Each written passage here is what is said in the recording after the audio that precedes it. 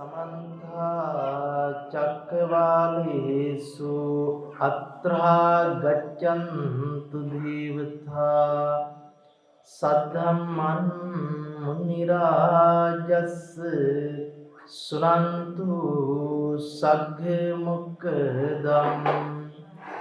धम्मस्सवने कालो अयं बदन्ता धम्मस्सवने कालो अयं बदन्ता धम्मस्सवने कालो अयं बदन्ता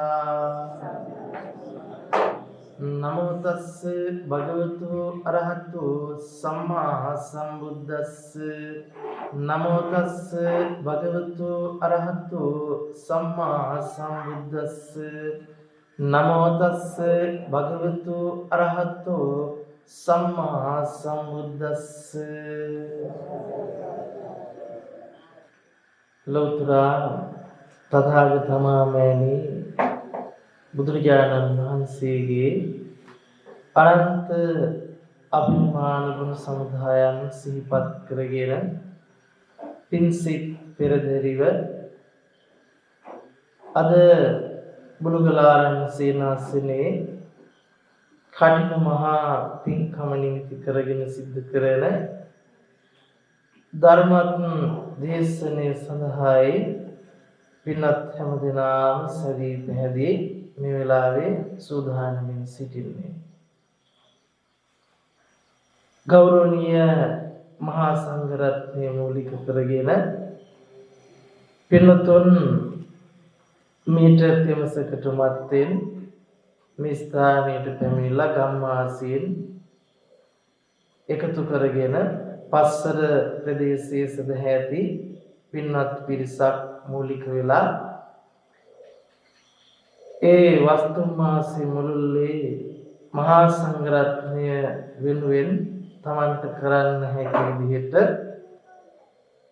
අපොපස්ථානයන් සිව්පසයෙන් සිද්ධ කරලා කඨින මහා චීවර පින්කම නිමිති කරගෙන අද දවසේ ධර්ම ශ්‍රවණය පිණිස පින්නතුන් මහා සංඝරත්නය පිරිතු කරගෙන සූදානම් වෙනවා. සබ්බ දානං ධම්ම දානං ජනාති.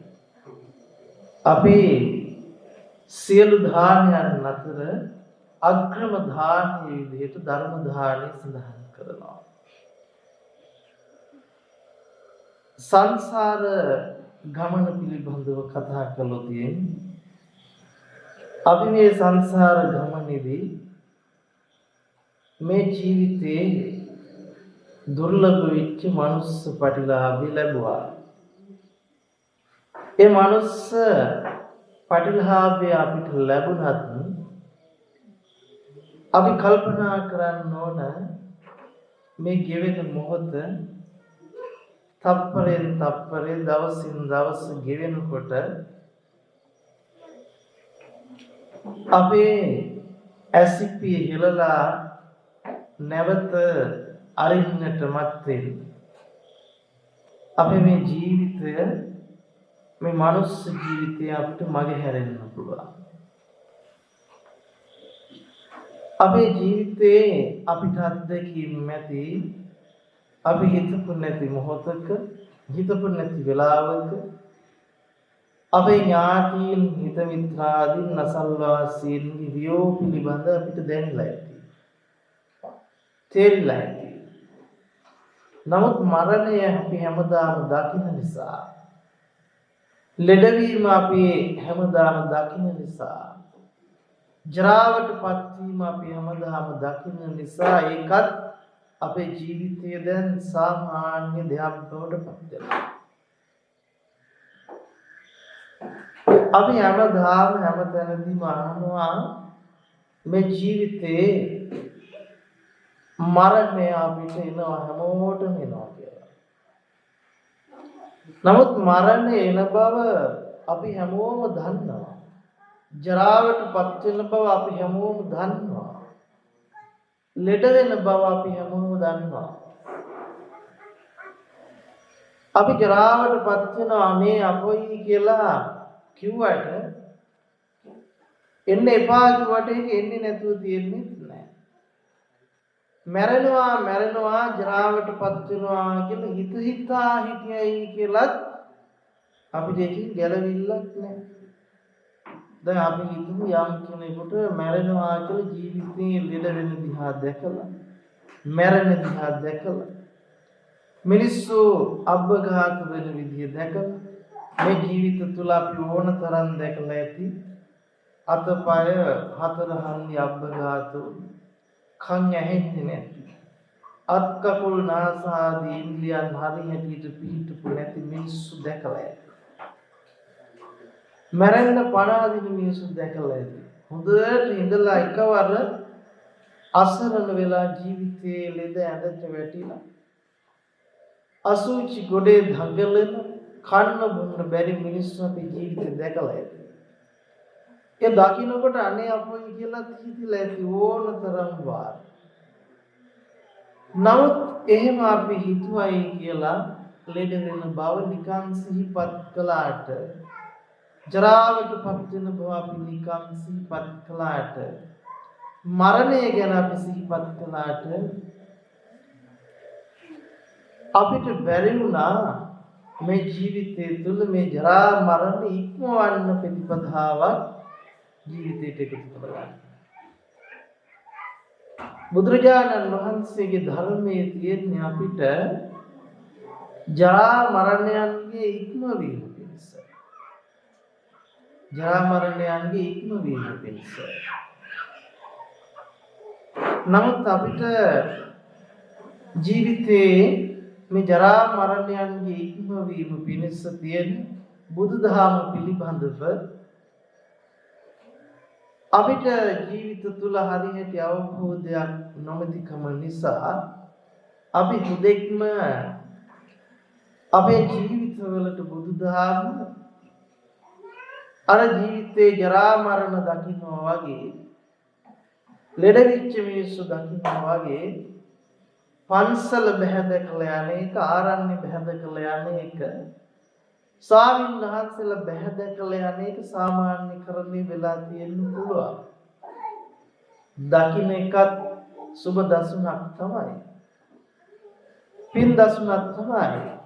නමුත් තමන් බලන්න තමන්ගේ ජීවිතයේ තමන්ගේ හදවතින් කල්පනා කරලා මේ ලැබිච්ච බුද්ධ ශාසනයෙන් මන් ලබාගත් ප්‍රයෝජනේ මොකක්ද? මේ දුර්ලභ වෙච්ච බුද්ධ ශාසනයේ උපරිම ප්‍රයෝජනේ මට ලබා ගන්න පුළුවන් වුණාද?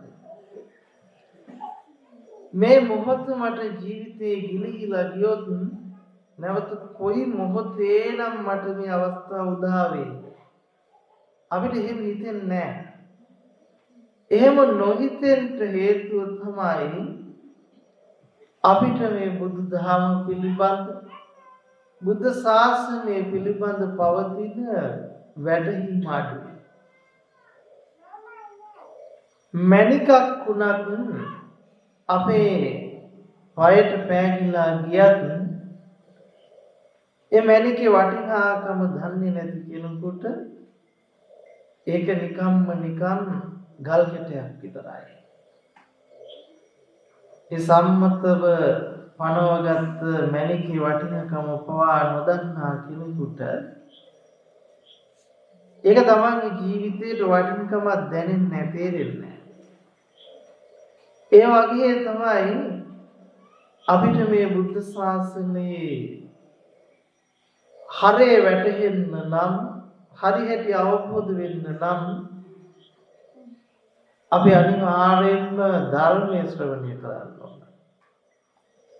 කල්යාණ මිත්‍රය අසුරු කරන්න ඕන. ඒ ශ්‍රවණය කරන ධර්මය අහලා විතරක් තියාගෙන වැඩකුත් නැහැ. තමන්ගේ නුවණින් මෙනෙහි කර බලන්න ඕන මේ ජීවිතය කියන්නේ මොකද්ද කියලා. භාග්‍යවතුන් වහන්සේ දේශනා කොට වදාරන්නට යෙදුනේ මේ අසරණ විච්ච සත්‍ය අනුභෝධයෙන් තමන්ගේ ජීවිතය ගැන වැටහීමකින් තොරව කටයුතු කරමින් සසර නැමැති මහා මුලාව තුල අතරමං වෙන ගමන අවබෝධ කරගෙන අවිද්‍යාව නැමැති ඝන අන්ධකාරයෙන් තමන්ගේ ජීවිතය ගලව ගන්නට ප්‍රතිපදාව. ඒ ප්‍රතිපදාව හැර අන් කවර හෝ ආකාරයක් කිසිම විදිහක් අපිට මේ සංසාර චක්‍රයෙන් මිදෙන්නට තැනක් කෙරවලක් නිම්මක් නැහැ. ඒකායන මාර්ගයයි. ඒකායන මාර්ගයේ විදිහට භාග්‍යවතුන් වහන්සේ අපිට පටිච්චසමුප්පාද ධර්මය දේශනා කොට වදාළා. අපි ගොඩක් වෙලාවට කරන්නේ අපේ ජීවිත තුළ අපි ධර්මයේ ශ්‍රවණය කරනකොට බණ අහනකොට අපේ ජීවිතයට වින්දනයක් එන විදිහේ බණ තියෙනවනේ. hina යන්න අපිට ප්‍රීතියක් උපද්දවල දෙන්න අපේ හිත සතුටු කරගෙන ඒක අහලා hina වෙන්න පුළුවන්, තව කෙනෙකුට කියන්න පුළුවන්, ආස්වාදය ගෙනල්ලා දෙන බණක් අහන්න අපි හරි කැමතියි. නමුත් අපිට පටිච්චසමුප්පාදයේ විග්‍රහ වෙන අපේ ජීවිතයේ යථාර්ථය තේරුම් ගන්න පුළුවන් බණක් කියනකොට අපිට අපේ හිතෙන් මේක අහන්න හරි අකමැතියි. ඒක තමයි ස්වභාවය අපේ සම්මතයේ. ඒකට හේතුව තමයි අපිට පුංචි කාලේ ඉඳලා තේරෙන දැනෙන වයසේ ඉඳලා අපි අසුරු කරපු පරිසරය තුළින් අපි ලබපු අත්දැකීම් අපේ දෙමව්පියන්ගෙන්, ගුරුවරයන්ගෙන්, වැඩිහිටියන්ගෙන්, නෑදෑයන්ගෙන්, සමාජයෙන් ලබන අත්දැකීමෙන් තමයි අපි පුංචි කාලේ ඉඳලා පෝෂණය වුනේ.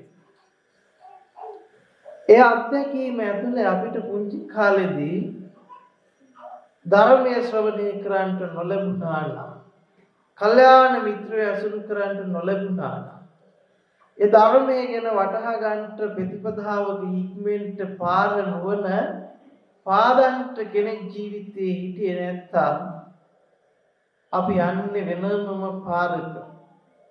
කලාතුරකින් විතරයි ජීවිතේ පින් පිරුණු කෙනෙක් ඒ ධර්මයට සසරගත පුරුද්දට ඇදිලා ඇවිල්ලා ඒ ධර්ම මාර්ගය තුල හික්මෙන්නේ. නැති වුණ තියෙන ධර්ම මාර්ගය තුල හික්මෙන්ට තියෙන ඉඩකඩ බොහොම අඩුයි.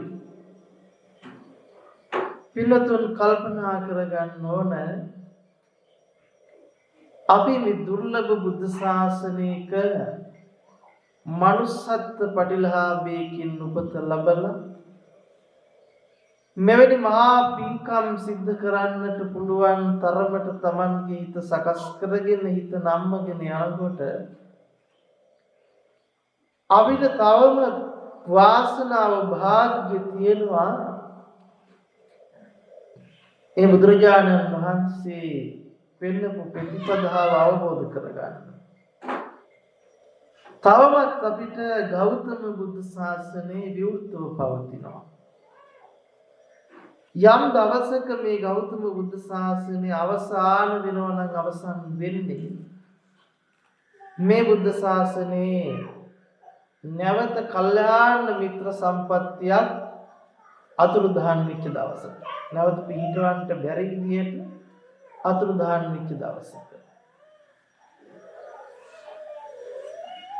ඒ නිසා අපි කල්පනා කරගන්න ඕන අපි ජීවිතේ අපිට හිතෙනවා අපි දන්නා තරමින් අපි තේරෙන තරමින් අපි නරකකට යොමු වෙලා නැහැ. අපි බොහෝම තේරෙන දන්න දවසේ ඉඳලා ධර්මයට ලැබිව ශාසනයට ලැබිව දන් පින් කරගෙන අපිට පුළුවන් හැකි විදිහට බුද්ධ ශාසනයේ උන්නතිය වෙනුවෙන් අපි කටයුතු කළා කියලා.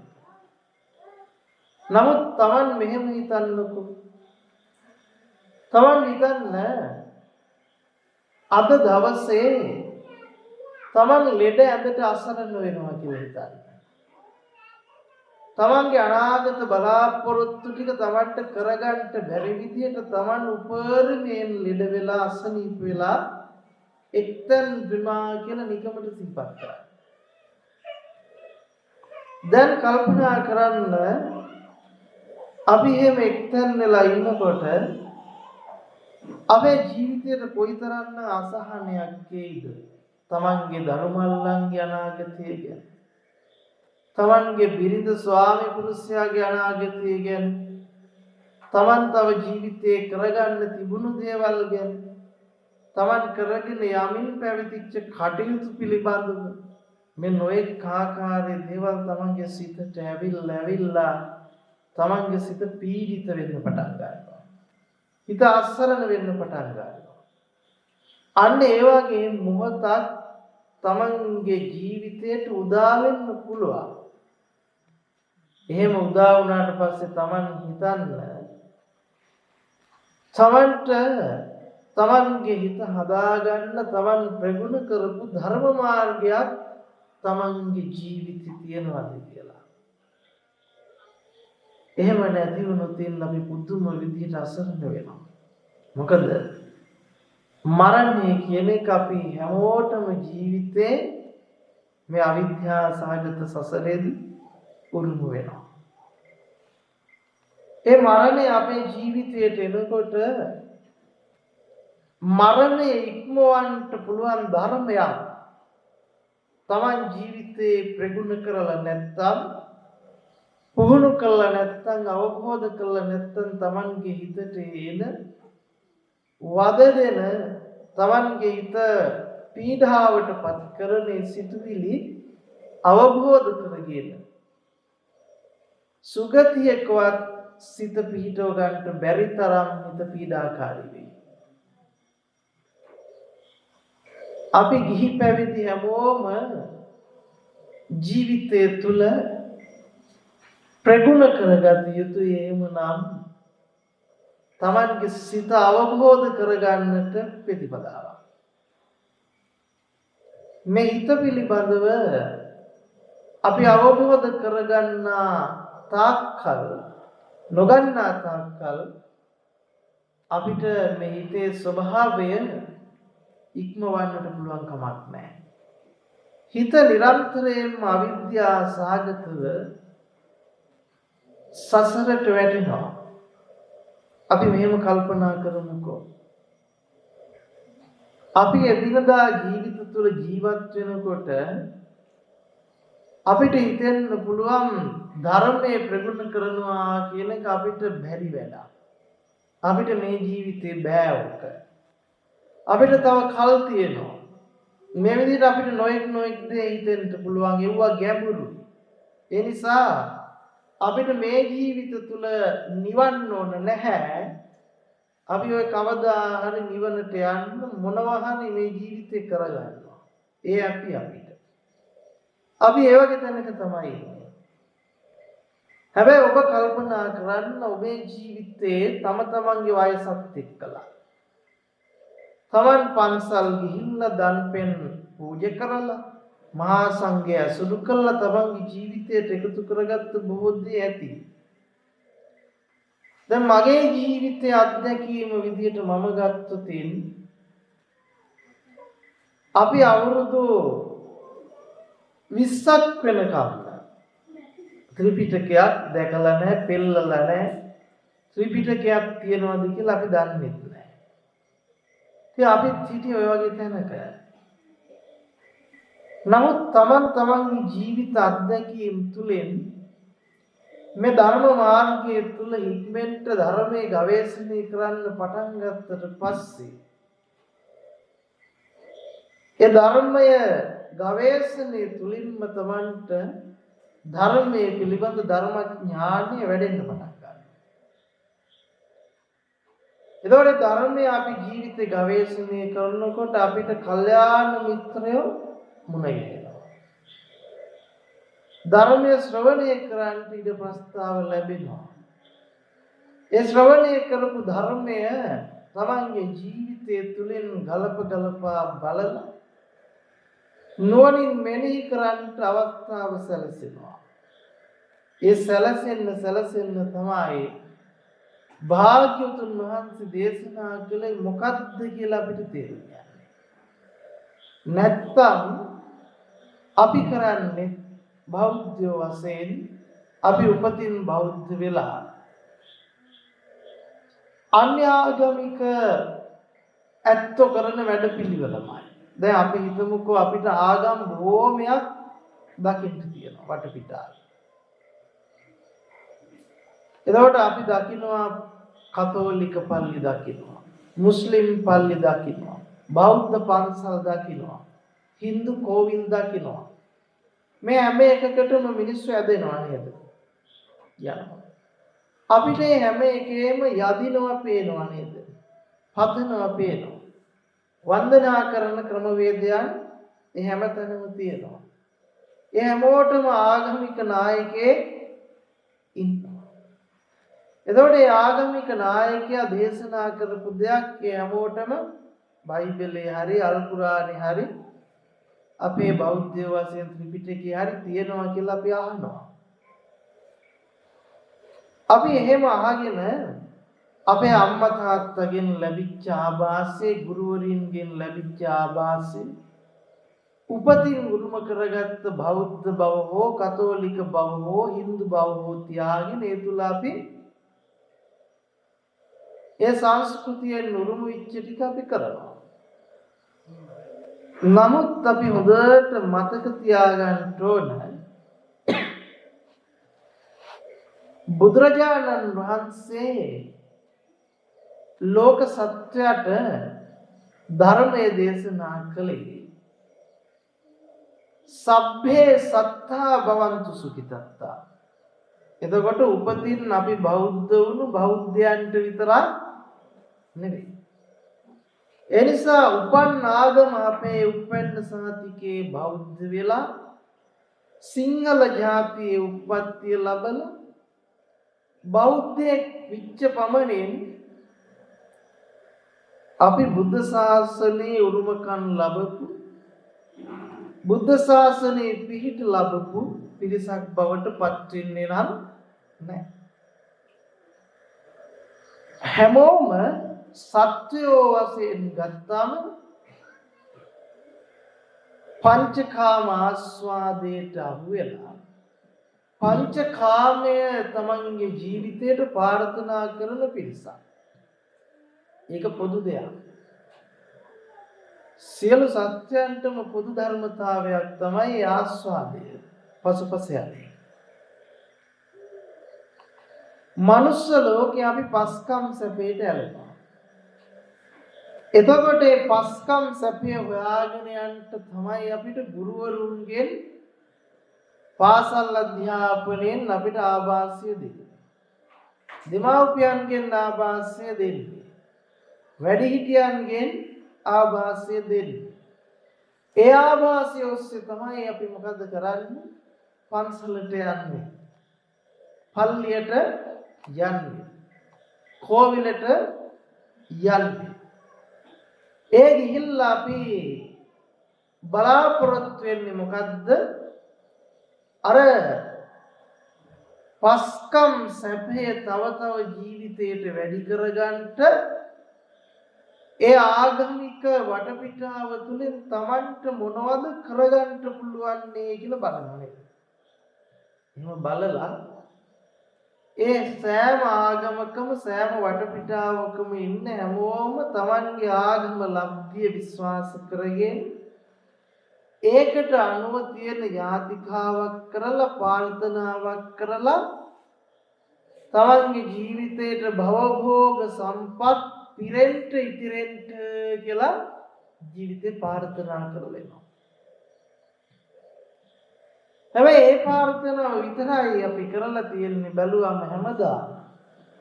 අපි පිනක් කරලා ප්‍රාර්ථනා කරලා තියෙන්නේ. අපි දාන දීලා තියෙන්නේ ඒකට. එයි අපි උපන් දිනේට දාන දෙන්නේ ගොඩක් වෙලාවට ආයුෂ වැඩි වෙන්න. නිවන් දකින්න නෙවෙයි. නිවන් දකිත්වාගම සාදු කියලා එනවා මිසක් නිවන් දකින්න තියෙන ප්‍රතිපදාව මාර්ගය මොකක්ද කියලා අපි හිතුවේ නැහැ. එතකොට මේ මාර්ගයේ ප්‍රතිපදාව දන්නේ නැතුව අවබෝධ නැතුව ඔහේ දකිත්වා කියවට මේක ඉබේවට දකින්න එකක් නෙවෙයි. එහෙනම් Taman ජීවිතේ කල්පනා කරන්ට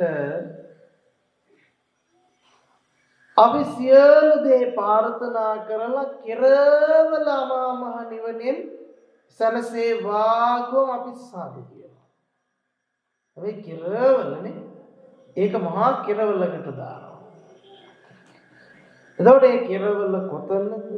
කවදද? කොහොමද? ඒක කෙරවල කරගන්න තියෙන මාර්ගය මොකද්ද?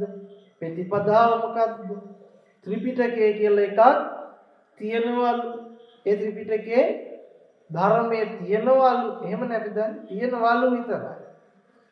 හැබැයි අපි ඒක පෙළලා බලලා මොකද්ද තියෙන්නේ? එහෙම හොයන්න තරම් මානසික මට්ටමක් අපිට ජීවිතේ ඇති උන් නැති එක ගැන අපි සතුටු වෙන්න ඕනද? දැන් අපි දුක් වෙන්න ඕනද? දැන් අන්තිමට අපි දුක් වෙලා වැඩකොත් නැහැ. දැන් අපි කරන්න ඕන මේ මාර්ගයේ ප්‍රතිපදාව මොකද්ද කියලා හොයන්න ඕන. හැබැයි ඇයි හොයන්න ඕන කියන දේ ඉස්සෙල්ලා ජීවිතේට දැනෙන්න ඕන. ඇයි අපි මේ මාර්ගය හොයන්න ඕන? ඇයි අපි මේ ප්‍රතිපදාව හොයන්න ඕන? ඒ ඇයිද කියලා තමන්ගේ ජීවිතේට තේරුන්නේ නැත්නම් වැටහුන්නේ නැත්නම් හොයන්නේ නැහැ. තමන් ජීවිතේ හොයන්නේ තමන්ගේ ජීවිතයට අවශ්‍ය දේද නැද්ද? අවශ්‍ය දේ. තමන්ගේ ජීවිතයට උවමනාද?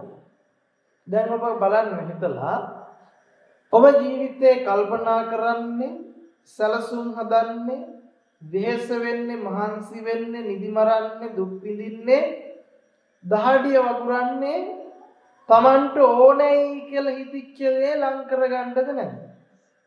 තමන්ට ඕනෑයි කියලා හිතිච්ච දේ ලං කරගන්න.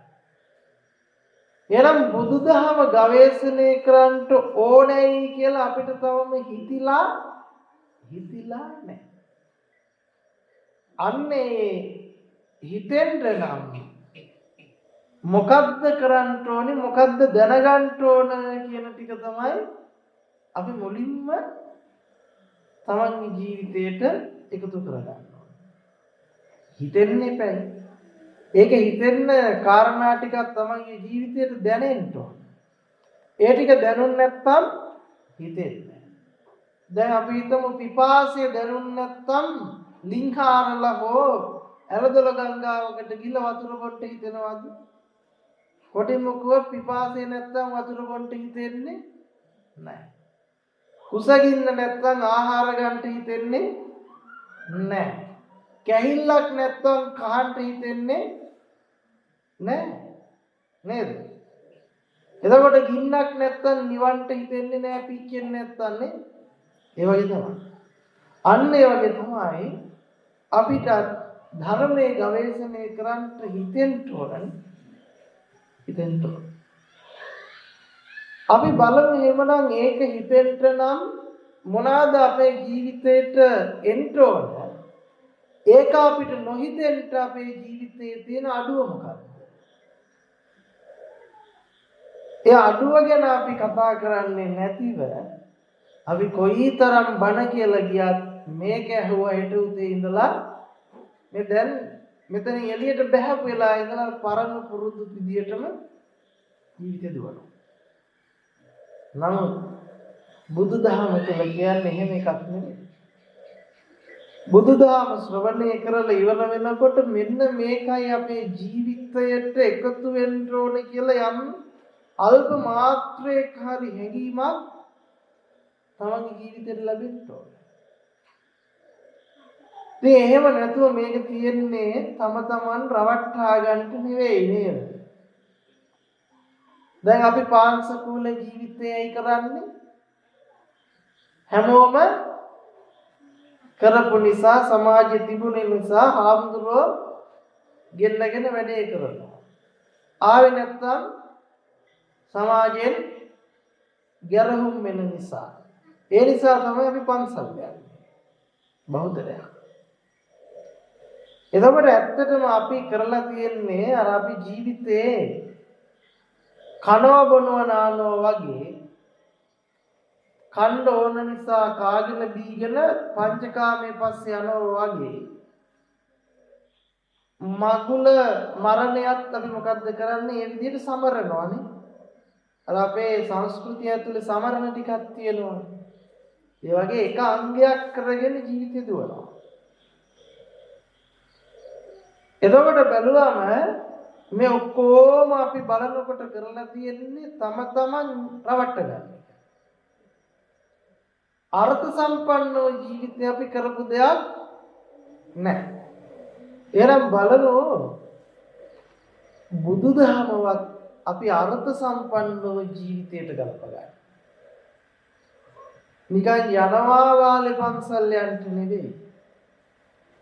කියන්නම් වාලේ අහගෙන ඉඳලා ඕම් බණක් ඇහුවා ඒකත් ඉවරයි කියලා ඇනුමක් කරලා යනවා නෙවෙයි. ඊට එහා ගියපු දෙයක් තමන් බුදුදහම විදියට තමන්ගේ ජීවිතයට එකතු කරගන්න උවමනා කරනවා. නැත්තම් අපි බණනම් කොච්චර අහලා නැතිද? හැබැයි කොච්චර බණ ඇහුවත් අපේ ජීවිතේ බුදුදහම කියන්නේ කුමක්ද කියලා තවම ගවේෂණය කරන්න හිතුනේ නැත්තම් දැන් තමන් හිතලා බලන්න මේ ආරණ්‍ය සේනාසනෙටම තමන් එනවා යනවා වෙන්න පුළුවන්. කබඩ් එකේ දාලා ත්‍රිපිටක පොතුත් මෙතන තියෙනවා වෙන්න පුළුවන්. නේද? ඔය ත්‍රිපිටක පොත් බැලුවොත් එහෙම සමහර විට පෙල්ලිච්ච නැති පිටු නම් කීයක්? පෙල්ලිච්ච නැති පොත් නම් කීයක් යතුරු දාලා වහලා තියෙන්න පුළුවන්. එහෙම අපිට නිකමටවත් ඒක පෙල්ලලා ඇරලා බලන්න හිතෙන්නේ එහෙම ඉබේ හිතෙන්නේ නැහැ. එහෙනම් ඔන්න අපිට ඒක හිතෙන්න නම් තමන්ගේ ජීවිතේට දැනෙන්න ඕන මොකද්ද කියන එක තෝරගන්න ඕන කියලා දැන් තේරෙනවා. එහෙම දෙයක් තියෙනවා ඒකවත් අපි තෝරගන්න ඕන කියලා හිතුණා නම් ඇති. අපි මෙහෙම කල්පනා කරමු. ඔබ මනුස්ස ලෝකේ මිනිස්සෙක් විදිහට මේ ලෝකේ එළිය දකින්නකොට ඔබ කිසිම දෙයක් මේ ලෝකේ ගැන දැනගෙන ආවේ නැහැ. සරල විදිහට ගත්තොත් මොකොත්ම දැනන් ආවේ නැහැ. ඔබ කහ පාට ගැන දැනගෙන ආවේ නැහැ, කොළ පාට ගැන දැනගෙන ආවේ නැහැ, නිල් පාට ගැන දැනගෙන ආවේ රත්තරන් ගැන, රිදී ගැන, මුතුමැණික් ගැන දැනගෙන ආවේ නැහැ. දැන් ඔබ හිතන්නකෝ දැන් මේ ඉපදිච්ච දරුවෙක් තොටිල්ලක තියලා නැලවෙනවා. ඒ දරුවා දන්නවද අනේ මම මනුස්ස ලෝකෙට ඇවිල්ලා තියෙන්නේ මම පුංචි ගෑනු ළමයි. දන්නවද? මම පුංචි පිරිමි ළමයි. එහෙම දන්නවද? මේ දැන් ඉපදිලා තියෙන්නේ තොටිල්ලක තියලා. අපි නලවනවා. ඒ දරුවා දන්නවද මං තොටිල්ලේ ඉන්නේ එහෙට නැලවෙනවා මෙහෙට නැලවෙනවා කියලා. ඒ අඳුරන්නේ මේ මනුස්ස ලෝකෙ මං ඉපදුනේ කලාතුරකින් කියලා හිතෙනවද? එහෙම හිතෙන්නේ නැහැ. මේ ඉන්නේ මගේ අම්මා, මේ ඉන්නේ තාත්තා, මේ මගේ සහෝදර සහෝදරියෝ මෙහෙම හිතනවද? එහෙම කල්පනාවකුත් නැහැ.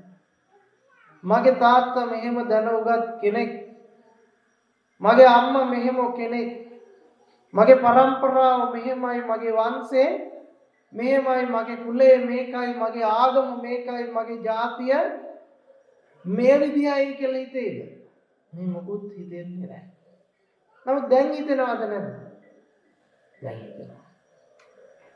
දැන් අපි හිතාගෙන ඉන්නවා ඊට පස්සේ ජීවිතේ ටික අපේ අම්මා තාත්තගෙන්, වැඩිහිටියන්ගෙන්, සමාජයෙන් අසුරු කළ අපේ ජීවිතේට අපි දැනගන්න දෙයක් තියෙනවද? දැනගන්න දෙයක් තියෙනවා. එහෙම තියෙනවනේ දැනගන්න දෙයක්. එතකොට දැනගන්න දේ අහලා ඒක අපි දරා ගන්නවද නැද්ද? දරා ගන්නවා. දැන් අද වෙනකම් අපි කළු පාට කියලා කාගෙන් හරි අහගත්තා. සමාජ සම්මත කරපු නිසා අපි ඒකට කළු පාට කිව්වා.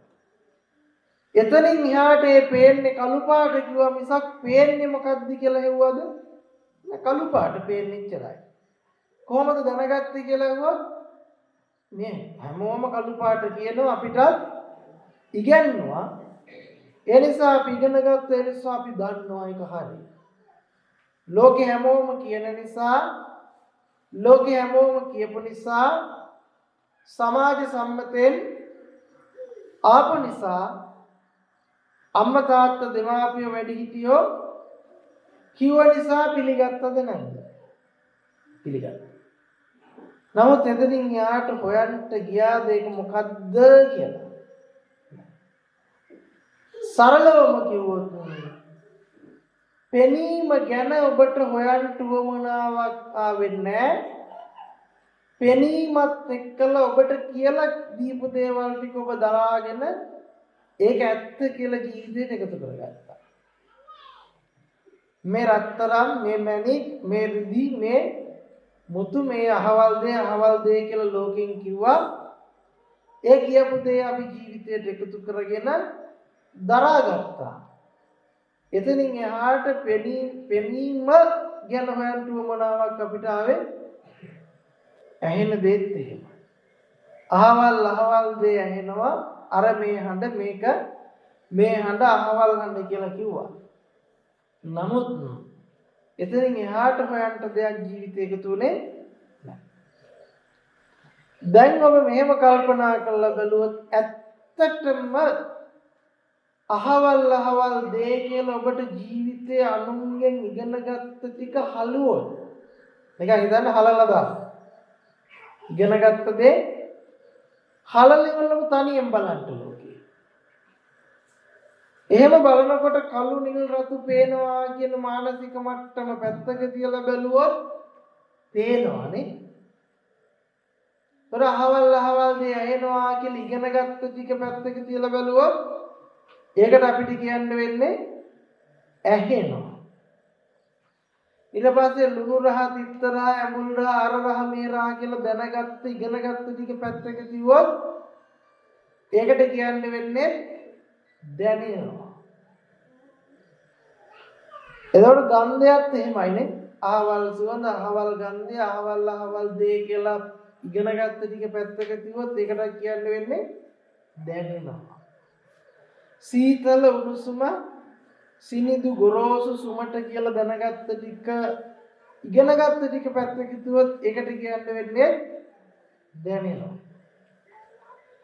ධර්මය අපිට පේනවා කියන එකට කියනවා දිට්ඨ.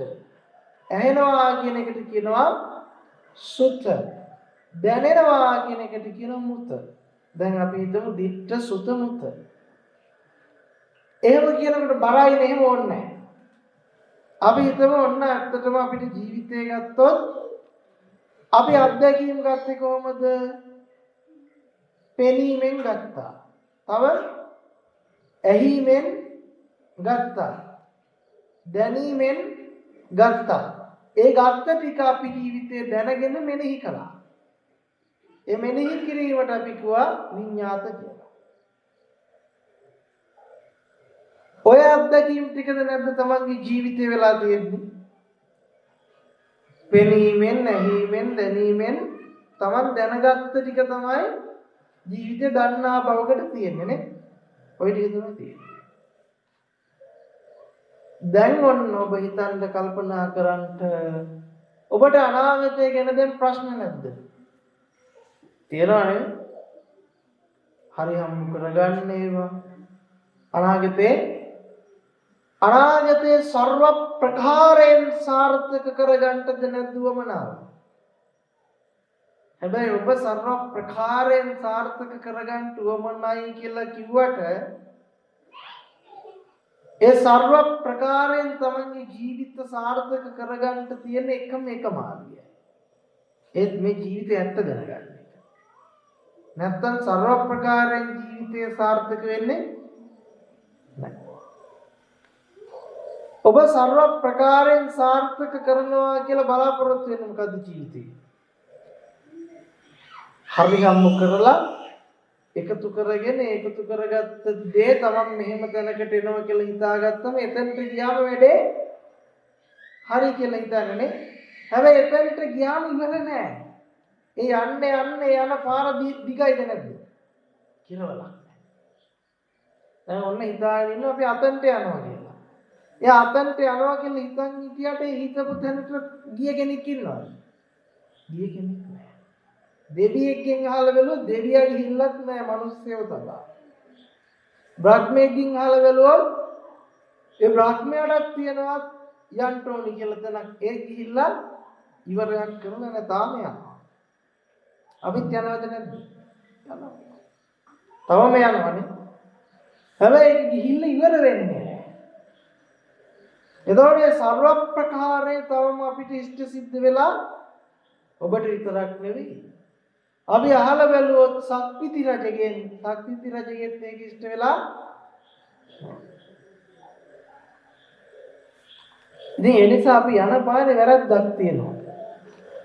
සර්ව ප්‍රකාරයෙන් ජීවිතය සාර්ථක කරගන්න අපි යන ගමනේ තවම අපිට ඒක හම්බ වෙලා නැහැ. අපිට ඒක තාම හම්බ වෙලා නැහැ. ඊළඟට ඔබ මෙහෙම කල්පනා කරන්න දැන් ඔය ඉන්න මට්ටමේ ඔබ හිතන්ට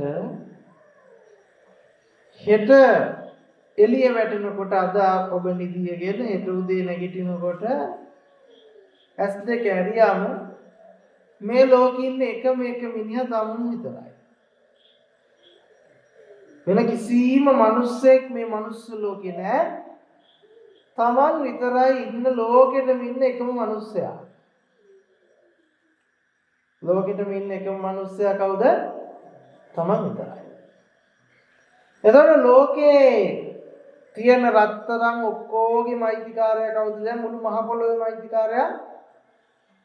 එතකොට මුළු මහ පොළොවේම තියෙන ඉර හඳ තාරකා ගස්ගල් ගංගා ඇලදොල මහා සමුද්‍ර යාන වාහන ඉඩකඩම් දේපල සියල්ලකේම අයිතිකාරයා කවුද දැන්? තමන් අයිතිකාරයා. දැන් ආඩම්බරෙන් කාටද පෙන්වන්නේ මේ ඔක්කොම මට අයිති කියලා? කාට පෙන්වන්නද ඉන්නේ? තමන් විතරයි. පෙන්වන්නට දෙයක් නැහැ. දැන් ඔබට ඒ තියෙන රත්තරන් වලින් වටිනකමක් තියෙද? රත්තරන් අරන් ගිහින් කාටද දෙන්නේ? බැංකුවේ උකස් කියන්නේ? ඒ බැංකුවේ උකස් කරන්නේ. උකස් කරන්නට දෙයක් නැහැ. බැංකුවට ගිහලා සල්ලි ගෙනල්ලා මැල්ලුම් කන්නද දෙන්නේ? වැඩක් නැහැ. සල්ලි වලින් කරගන්න අවශ්‍යතාවයක් දැන් නැහැ. කාට පේන්ට් කරන්නද මොනා කරන්නද දැන් ඕන තමන්ගේ ජීවිතේ ගැට ගහ ගන්නට තමන්ට ඕන නම් තිබුණු අවශ්‍යතාවලට අනුව උපරිම කයි දැන් තියෙන දේවල්. ඉස්මුහුර්ත වෙනකන් කයයි තහනමක් නෑ. අවශ්‍යතාවේ එච්චර කාලා බීලා ඉන්නේ. එතකොට ඔන්න කල්පනා කරලා බලන්න කාලා බීලා ඇඳලා දැන් අඳින්න උවමනක් නෑ. කාට පේන්නද අඳින්නේ නේ? දැන් කොණ්ඩේ පීරන්න ඕනේ නෑ. කොණ්ඩේ කපන්න ඕනේ නෑ. සෙල් පවුඩර් ගහන්න ඕනේ නෑ. සුදු විච්ච කොණ්ඩේ ඩයි කරලා කළු කරන්න ඕන. ඒ කිසිම දෙයක් ඕනේ නෑ. තනි වුණාට පස්සේ මොකද? කාටවත් කවුරුත් නෑ බලන්න. එහෙනම් බැලුවොත් Taman ජීවිතේ එහෙම Tamanව තනි කරලා අපේ ජීවිතේ ඔළුව කැරකෙන විදිහට තියෙන ගොඩාක් බර ඇත්තටම Taman වෙනුවෙන් තියෙන බරක්ද? තමන්ගේ මානසික මට්ටම විකෘති කරගෙන ලෝකයාට ඕන විදිහට තමන්ගේ ජීවිතේ ඇඩගස්වා ගන්නට තියෙන බරක්ද බලන්න. එතකොට තමන් මේ ජීවිතේ නටන්නේ තමන් වෙනුවෙන්ද අනුන් වෙනුවෙන්ද?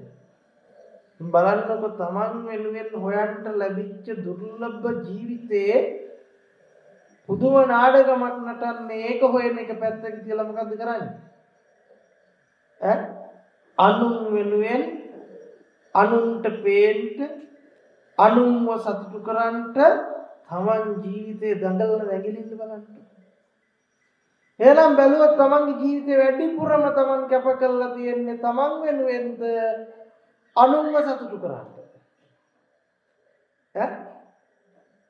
අනුන්ව සතුටු කරන්න. අපරාධනේ. එහෙනම් තමන්ගේ ජීවිතය ගැන හොයන්න ලැබුණු මේ දුර්ලභ පුංචි අවස්ථාව අපි මොකක් කරලාද? තමන් ගැන හොයන එක පැත්තක තියලා අනුන් වෙනුවෙන් අනුන් සතුටු කරන්නට පුදුම විදියේ නාඩගම් ටිකක් නටන්නට පටන් ගන්නවා. දැන් ගමේ ඉන්න මිනිස්සයා හිතන්නේ අපේ ගම නම් දියුණු නගරේ වගේ අපේ ගම දියුණු වෙනවා නම් හරි සතුටුයි කියලා. එහෙම නේද? එතකොට අපේ ජීවිතයේ දියුණු විදිහට මොකද්ද මේ අත්දකින්නේ හදන්නේ? අපිට තේරෙන්නේ අපි ජීවිතයේ මේ දියුණුව කියලා යන්නේ මහා ආඝාතයකට මහා පිරිහීමකට යනවා කියන එක හිතන්න තරම්වත් කිරිමැට්ටක් තරම්වත් මොළ මැට්ටක් අපේ ජීවිත තුල එකතු වෙලා නැහැ. දැන් මුදුම කනගාටුවට කාරණාවක්. එහෙනම් දැන් මෙහෙම කල්පනා කරන්න. මේ භාග්‍යවත් බුදුරජාණන් වහන්සේ අපිට මුලින්ම මේ ධර්මය අවබෝධ කරගන්න යන පාරේදී අපිට පෙන්නනවා යාලා. බෝසත් අවදීදී අපිට පෙන්නනවා කාරණා ටිකක්.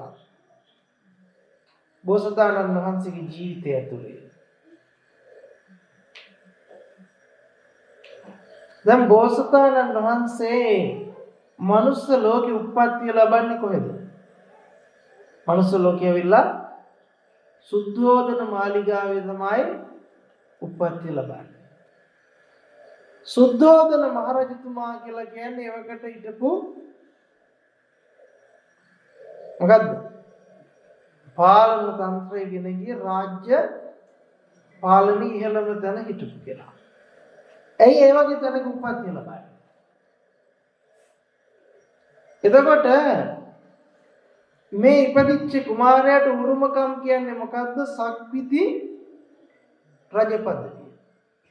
සක්විති රජපදවිය කියලා කියන්නේ මනුස්ස ලෝකේ මිනිස්සෙක් වශයෙන් ලබන්න පුළුවන් උපරිම මට්ටම.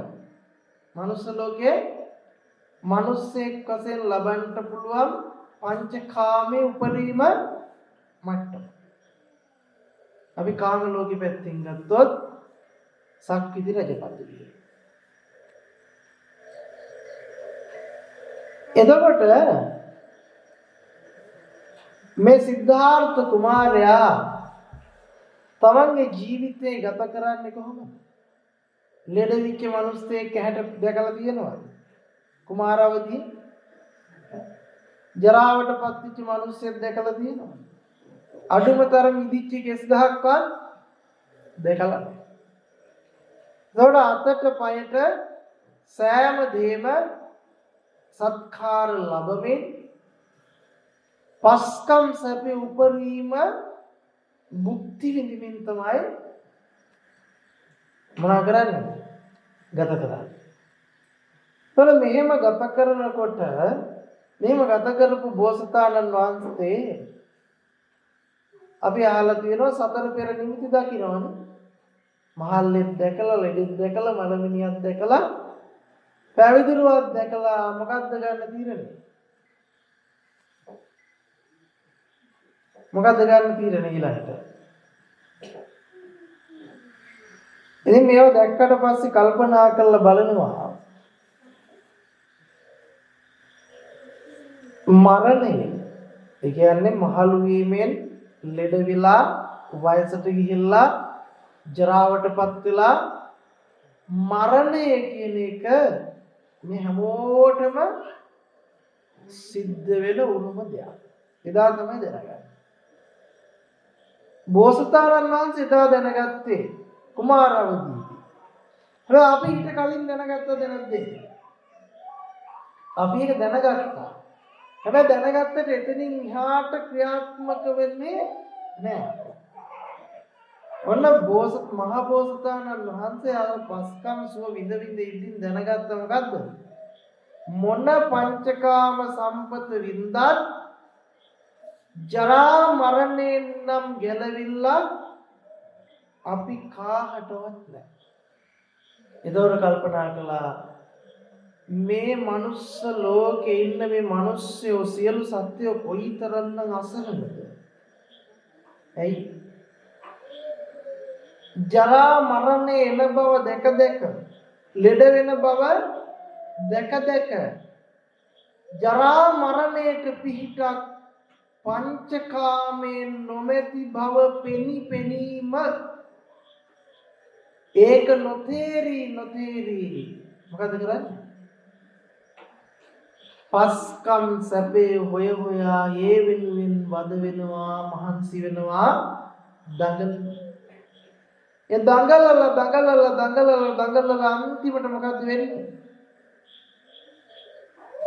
ලෙඩ වෙලා ජරාවටපත් වෙලා මැරෙනවා.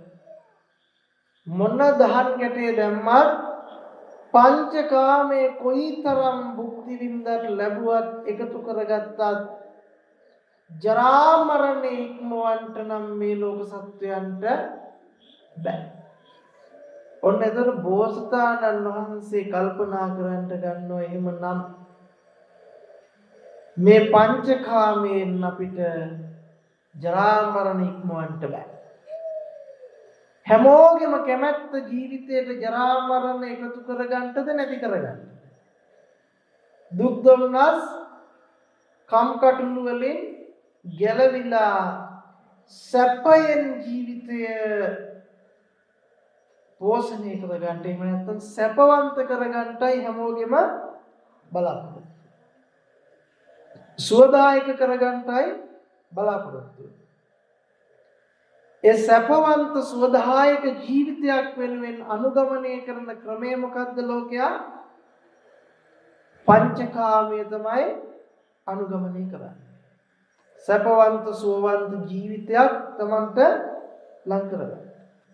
හැබැයි බෝසතාණන් වහන්සේ කල්පනා කරනවා මෙපමණ සැප සම්පත් භුක්ති විඳපු මම මේ මනුස්ස ලෝකේ උපරිමයෙන් පංචකාමයේ භුක්ති විඳපු මටවත් මොකද ඒ ක්‍රමවේදයෙන් ජරා මරණයටපත් නොවී ඉන්න ක්‍රමයක් නැත්තම් මේ සත්වයෝ මේ ක්‍රමය අනුගමනය කරලා කෙසේනම් මේ සැපවන්ත ජීවිතයක් ලබලා මේ දුක ඉක්මවන්නටද කියලා කල්පනා. තොර එහෙම කල්පනා කරන බෝසතාණන් වහන්සේ මොකද්ද කරන්නේ?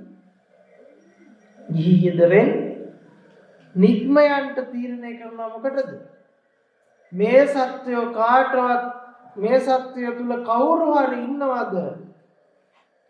මේ පංචකාමයෙන් තොරව මේ ජරා මරණ ඉක්මවන්නට ක්‍රමවේදයක් හොයාගත් කෙනෙක් කියලා හොයාගෙන තමයි යන්නේ. ඉතින් මේ හොයාගෙන ගිහිල්ලා ගුරුවරු ළඟට නොඑක් ගුරුවරු ළඟට යනවා. ආලාර කාලා බුද්ධකලාම පුත්‍රලා ළඟට ගිහිල්ලා ඒ ක්‍රමවේද අනුගමනය කරනවා. ධ්‍යාන කරනවා, භාවනා කරනවා, සමාධි උපදව ගන්නවා. උපේක්ෂාවේ උපරිම තලය දක්වා තමන්ගේ සිත දියුණු කරනවා. අෂ්ට සමාපatti දක්වා හිත පහදවගෙන හිත දියුණු කරනවා. ඊට පස්සේ බැලුවා ඒ කිසිම ගුරුවරයෙක් ළඟ ජරා මරණ ඉක්මවන ප්‍රතිපදාවක් නැහැ. ඊළඟට මොකක්ද කරන්නේ? තනියෙන්ම ගිහිල්ලා දුෂ්කර ක්‍රියාව සිද්ධ කරලා බලන්න. තමන්ගේ ජීවිතේ මරණයට දාලා ආහාර පාන සියල්ල අතහැරලා මොකද්ද කරන්නේ? ක්‍රමවේදයක් හොයලා බලනවා. නමුත් මුණ ගැහෙන්නේ නැහැ. එතකොට ලෝකයේ තුල ජරා මරණ ඉක්මවන්නට තියෙන ප්‍රතිපත්ති තුනක් බලනවා මොකද්ද බැලුවේ? මුලින්ම හිටියේ සැපේ තුල. නමුත් තේරුණා සැපෙන් මේක කරන්න පුළුවන්කම නෑ, පස්කම් සැපෙන් මේක කරන්න බෑ. ඊළඟට උපේක්ෂාව දිනු කළා බැලුවා, උපේක්ෂාවෙන් මේක කරගන්නත් බැරි බව අවබෝධ කළා. ඊට පස්සේ අධිකව දුක්ඛිත ප්‍රතිපදාවක් අනුගමනය කළා බැලුවා, ඒකෙමුත් බෑ. දැන් හරිම ප්‍රශ්න. සැපෙමුත් බෑ, දුකෙමුත් බෑ, උපේක්ෂාවෙමුත් බෑ. එහෙනම් සියලු ලෞකික සැප සම්පත් අතහැර දමා ගිහි ගෙදරින් නික්මව කසාවත් ධර්මයෙන් ගල්ලෙනකට වෙලා අපි නිකන් උඩ බලාගෙන හිටියයි කියලාත් වැඩේ වෙන්නේ නෑ කියන එක බෝසතාණන් වහන්සේ පෙන්වනවද නැද්ද? පෙන්වනවා. එහෙමනම් මේ ක්‍රමවේද තුනෙන් බැහැරව අන් ක්‍රමයක් ලෝකේ පවතින්නේ නැති බව බෝසතාණන් වහන්සේ වටහා ගත්තා. ලෝකයේ තුල තියෙනවා නම් තියෙන්නේ කො සබ ප්‍රතිපදාවක්, එහෙම නැත්නම් දුක්ඛිත ප්‍රතිපදාවක්, උපේක්ෂා සංගත ප්‍රතිපදාවක්.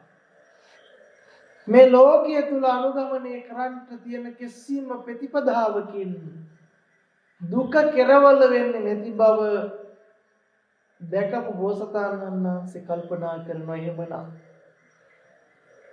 මේ කෙරවල කරන්නට බැරි දුකට හේතුව කුමක්ද?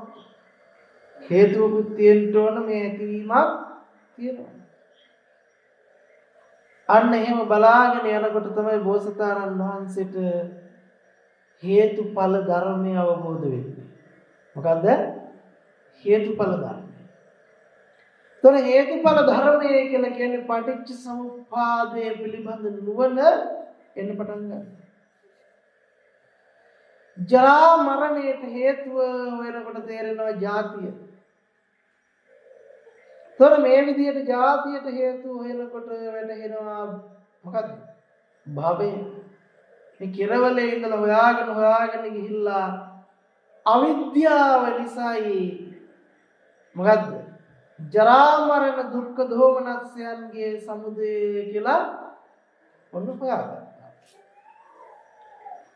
අපි අද මොකද්ද කළේ? අවිද්‍යා පත්‍ය සංඛාරා, සංඛාර පත්‍ය විඥානං, විඥාන පත්‍ය නාම රූපං, නාම රූප පත්‍ය සලආයතනං, සලආයතන පත්‍ය පස්සෝ, පස්ස පත්‍ය වේදනා, වේදනා පත්‍ය තණ්හා, තණ්හා පත්‍ය උපාදානං, උපාදාන පත්‍ය භවෝ, භව පත්‍ය ජාති, ජාති පත්‍ය ජරා මරණං, ශෝක පරිදේව දුක්ඛ දෝමනස්ස පායාස සම්භවಂತಿ ඒව මේ තස්ස කේවලස් දුක්ඛක්ඛන්දස සමුදයෝ හෝති කියලා ඉගෙන ගත්තට පස්සේ වැඩේ හරි කියලා හිතාගත්තා.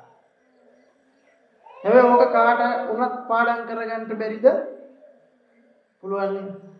හැබැයි ඕක පාඩම් කරලා මතක තියාගෙන අග ඉඳලා මුලට කිව්වත්, මුල ඉඳලා අගට කිව්වත් වැඩක් වෙන්නේ නැහැ. මොකද්ද? ඒ පටිච්චසමුප්පාදය කියන්නේ මොකක්ද කියලා අවබෝධයටපත් උනේ නැත්නම් අවබෝධයටපත් උනේ නැත්නම් මේ පටිච්චසමුප්පාදේ ඊට පස්සේ අපිට බරයි. පාඩම් කරලා ඇති, විභාග ලියලත් ඇති, උපාධිය අරගෙනත් ඇති, සහතිකත් ඇති. නමුත් ඒ පටිච්ච සමුප්පාද අවබෝධය නෙවෙයි කටපාඩම් කිරීම. එයා අකුරු වචන පද ටිකක් පාඩම් කරගත්තා. ඒ පාඩම් කරලා තියෙන්නේ මොකටද? ධර්ම අවබෝධය ලබන්නද, විභාග පාස් කරන්න. විභාග පාස් කරන්න. අවබෝධය ලබන්න නෙවෙයි. එක්ක මතක තියාගෙන මං තමයි දන උගත කියලා අනිත් අය ඉස්සරහා කියන්න පෙන්නන්න. නමුත් ඒ වචන ටික දැනගත්තා හෝ නොගත්තා මේ පටිච්ච සමුප්පාද අවබෝධය කියන්නේ වෙන මොකුත් නෙවෙයි, තමන්ගේ ජීවිත අවබෝධය. මොකද්ද? තමන්ගේ ජීවිත අවබෝධය.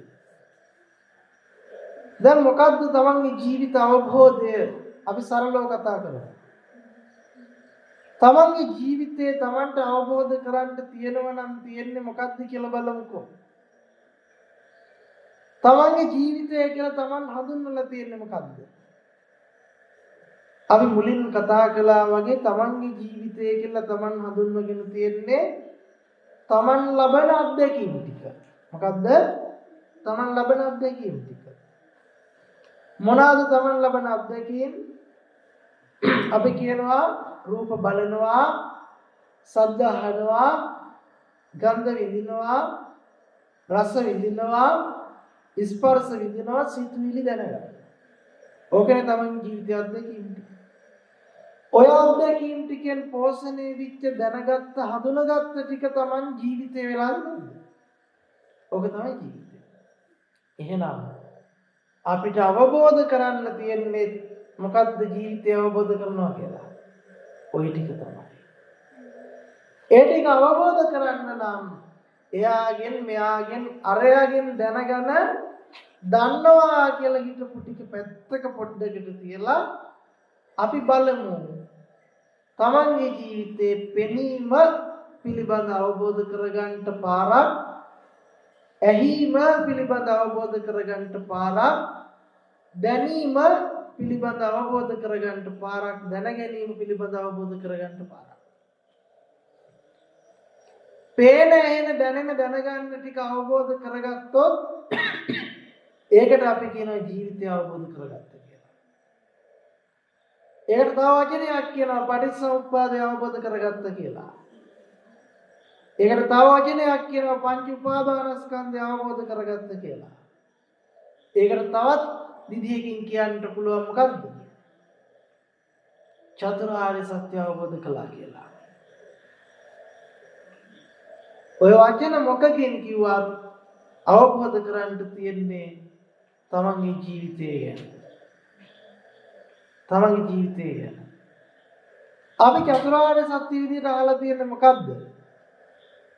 දුක්ඛ ආර්ය සත්‍ය, දුක්ඛ සමුදය ආර්ය සත්‍ය, දුක්ඛ නිරෝධ ආර්ය සත්‍ය, දුක්ඛ නිරෝධ ගාමිනී පටිපදා ආර්ය සත්‍ය. වචන හතරෙන් වෙන්නේ. දැන් අපි දුක ගැන හොඳට දන්නවද නැද්ද? දුක ගැන දන්නවා. නමුත් අපි ඔය දන්න කියන දුක එකක්. චතුරාර්ය සත්‍ය තුල අපිට දුක්ඛ ආර්ය සත්‍ය විදිහට පෙන්වන්නේ මොකද්ද? පංච උපාදානස්කන්ධය දුක්ඛ ආර්ය සත්‍යයි. පංච උපාදානස්කන්ධේ හට ගැනීම දුක්ඛ සමුදය ආර්ය සත්‍යයි. පංච උපාදානස්කන්ධේ නොහට ගැනීම දුක්ඛ නිරෝධ ආර්ය සත්‍යයි. පංච උපාදානස්කන්ධේ නොහට ගැනීමට ඇති ප්‍රතිපදාව දුක්ඛ නිරෝධ ගාමිනී ප්‍රතිපදාව.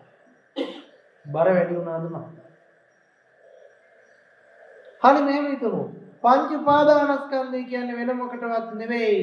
රූප වේදනා සංඥා සංකාර විඥාන පහිට වැඩි බලන්න. අපි සරල කරමු. මේ රූප වේදනා සංඥා සංකාර විඥාන පහ කියන්නේ වෙන මොකුත් නෙවෙයි. පේන, ඇහෙන, දැනෙන දැනගන්න ටික. පේනවා කියන තැන ක්‍රියාත්මක වෙන්නේ පංච උපාදානස්කන්ධය. ඇහෙනවා කියන තැන ක්‍රියාත්මක වෙන්නේ පංච උපාදානස්කන්ධය. එහෙනම් පංච උපාදානස්කන්ධය කියන වචනයට බය වෙන්න ඕනේ නැහැ. පංච උපාදානස්කන්ධය කියලා කියන්නේ තව විදිහකින් ගත්තොත් පේනවා කියන එකම තමයි. ඇහෙනවා කියන එකම තමයි, දැනෙනවා කියන එකම තමයි, දැනගන්නවා කියන එකම තමයි. චතුරාර්ය සත්‍ය කියන්නේ එතකොට මොකද්ද? මේ පේනවා කියන තැන චතුරාර්ය සත්‍ය ක්‍රියාත්මකයි. නමුත් අපි දන්නේ නොදන්නාකම නෙති. ඒ නොදන්නාකමට තමයි අපි කියන්නේ අවිද්‍යාව කියලා. නොදන්නාකමට මොකද්ද කියන්නේ? අවිද්‍යාව කියලා කියනවා.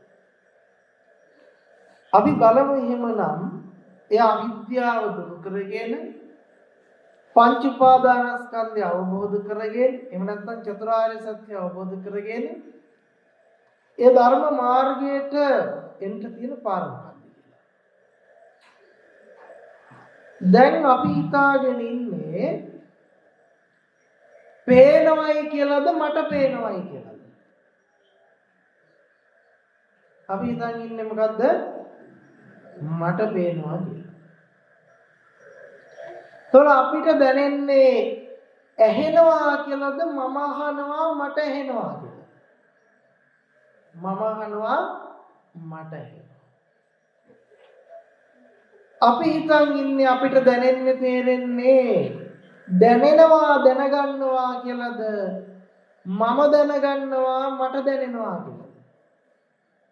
මම දැනගන්නවා මට දැනෙනවා.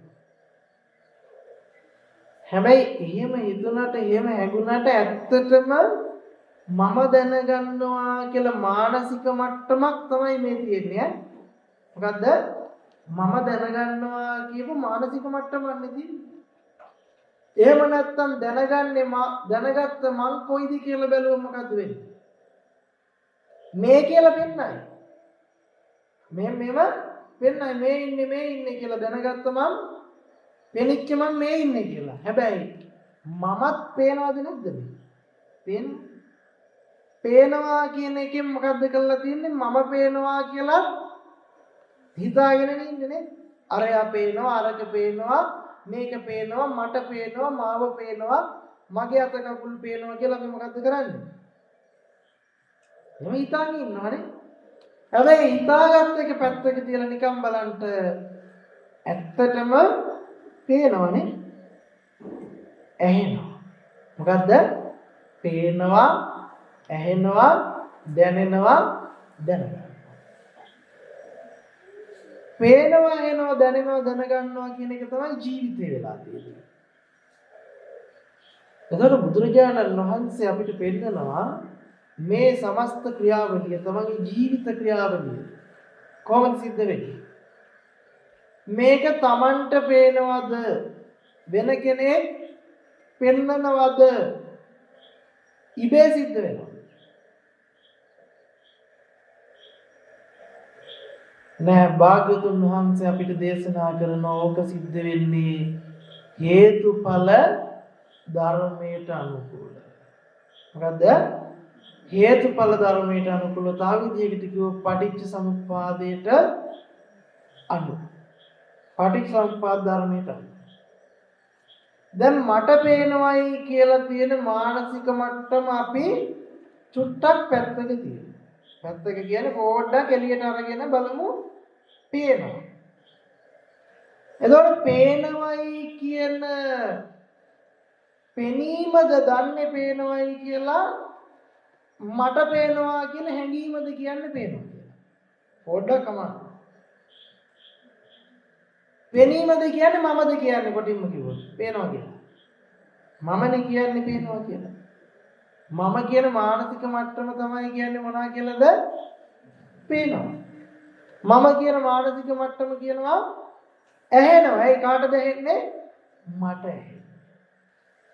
ඔන්න ඔය මානසික මට්ටමට තමයි අපි කියන්නේ මොකද්ද? සක්කාය දිට්ඨිය. මොකද්ද? සක්කාය දෘෂ්ටිය.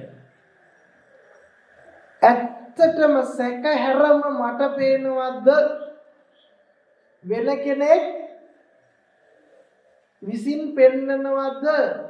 ඉබේ සිද්ධ වෙනවද කියලා. විචිකිච්ඡාවකින් තොරව සැකයකින් තොරව ප්‍රත්‍යක්ෂයි. ප්‍රත්‍යක්ෂ නෑ. ඒ නිසානේ සමහරු කියන්නේ මොකද්ද? දෙයයන් වහන්සේ තෝරන විදිහටයි මේ සියල්ල සිද්ධ වෙන්නේ. පේන්නේ දෙයයන් වහන්සේට ඕන විදිහට, ඇහෙන්නේ දෙයයන් වහන්සේට ඕන විදිහට. දෙයයන් වහන්සේට ඕන දේ තමයි මමවා පෙන්නන්නේ. ඒව නැත්නම් කොහොමද? මහා බ්‍රහ්මයා තමයි පෙන්නලා තියෙන්නේ. මහා බ්‍රහ්මයාට ඕන විදිහට තමයි පෙන්නන්නේ, ඇහෙන්නේ ඔක්කොම සිද්ධ වෙන්නේ. නැත්නම් ඕක ඉබේ සිද්ධ වෙන එකක් නේ. ඕක මෙතනින් අහවරයි කියලා. ඔය කොතන හරි එක එක දේවල් හිතාගෙන ඉන්නවා මිසක් ඒ තමන් හිතන දේ ප්‍රත්‍යක්ෂව සැකයකින් තොරව මේකයි කියලා සක්සුදක්ෂේ කාට හරි පැහැදිලිද? එහෙම පැහැදිලි නෑ. අර සමාජ සම්මතයෙන් ආපු ටිකත් එක්ක දැනගත්ත ටිකත් එක්ක මොකද්ද කරන්නේ? එහෙම දෙයක් එල්බගෙන තියෙනවා.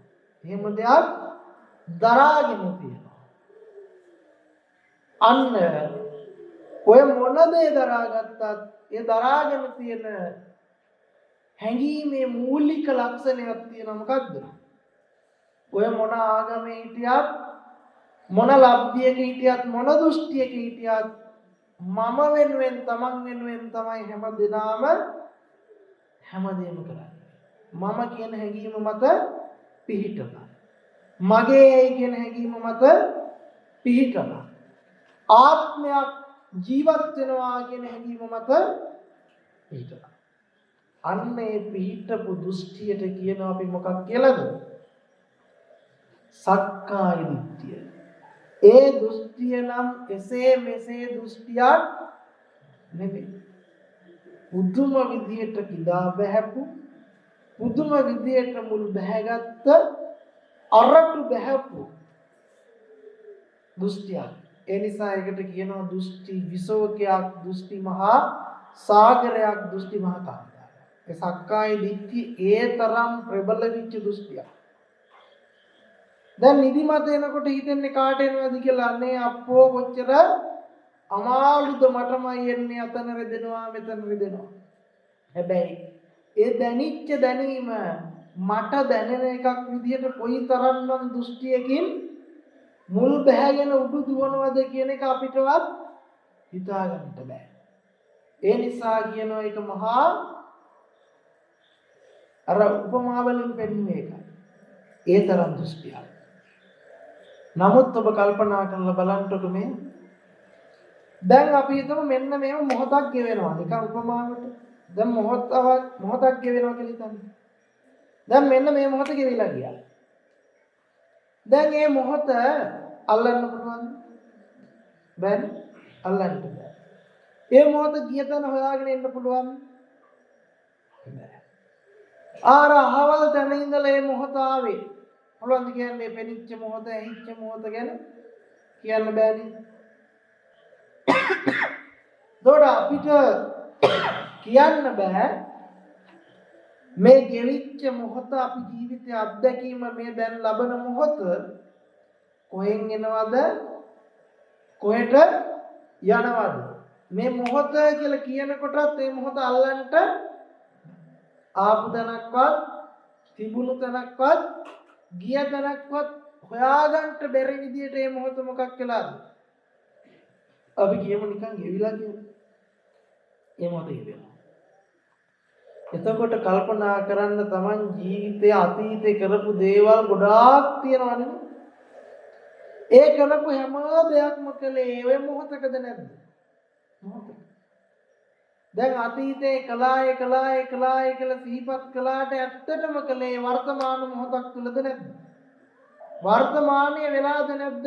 අතීතේ පොල් ගහේ නැංගේ වර්තමානයේ වෙලා. කුඹුරේ වීටික වැපුරුවේ වර්තමානයේ වෙලා. අනාගතේ කරන්නේ කිව්වත් ඒක කරන්නේ වර්තමානයේ වෙලාද නැද්ද? එහෙනම් කොටින්ම කිව්වොත් ඔබේ ජීවිතය අවබෝධ කරගන්න තියෙන එකම තැන තමයි වර්තමානයයි.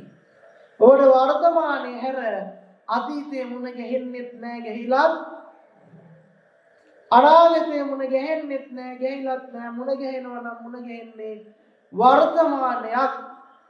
නිකන් එහෙම අපි යම් පුළුවන් තරම් යම් කල් වෙලා තියෙන විදිහට. දැන් එතකොට ඒ වර්තමාන අත්දැකීම ලබන්නේ කවුද? තමන් විදියට හැඟීම. ඔන්න ඔය තමන් විදියට එන හැඟීම තමයි මායя. ඒ තමන් විදියට එන හැඟීම තමයි සසර. ඒ තමන් විදියට එන හැඟීම තමයි අවිද්‍යාව. ඒ තමන් විදියට එන හැඟීම තමයි සක්කාය දිට්ඨිය. ඒ තමන් විදියට එන හැඟීම තමයි පංච උපාදානස්කන්ධය. තමන් විදියට හැඟීමක් ආවට ඒ මොහොත අල්ලන්නත් බැරි නම් ආපු තැනකුත් නැත්තම් ගිය තැනකුත් නැත්තම් හොයන්නවත් නැත්තම් ඒ මොහොතේ හිටපු Tamanටත් එච්චරමයි නේද? ඒ මොහොතේ හිටපු Taman කියලා කියාගත්ත කෙනාටත් එහෙමමයි අල්ලන්නවත් හොයන්නවත් බැරි. එතකොට හිතේ දැන් මං ඇල්ලුවා මේ අල්ලනවා කියනකොට මොකක් කියලාද නෑ මම තදින් අල්ලන් ඉන්නේ කියලා. ඒ අල්ලන් ඉන්නේ තදින් අල්ලන් ඉන්න මොහොත අල්ලගෙන ඉන්න බෑ මොහොත ගෙවෙනවමයිද නේ? මොහොත අල්ලනකම් ඔබට මොහොත ගෙවෙනවාමයි. ඒ ගෙවෙනකම් ඔබට අතීතයක් තියෙනවාමයි. වර්තමානයක් තියෙනවාමයි. අනාගතයක් තියෙනවාමයි. සසර පැවැත්මක් තියෙනවා. හැබැයි සරලව ඔබ තේරුම් ගන්නට වර්තමානයේ මුලින් මෙන්න ඒකට අපි කියනවා පච්චුප්පන්න මොහොත. මොකද්ද? පච්චුප්පන්න මොහොත. එතකොට පච්චුප්පන්නංච හේදම්මන් තත්ත තත්ත විපස්සති. පච්චුප්පන්න මොහොතට ඇවිල්ලා විදර්ශනාවේ හිත පිහිටවන්න බලන්න.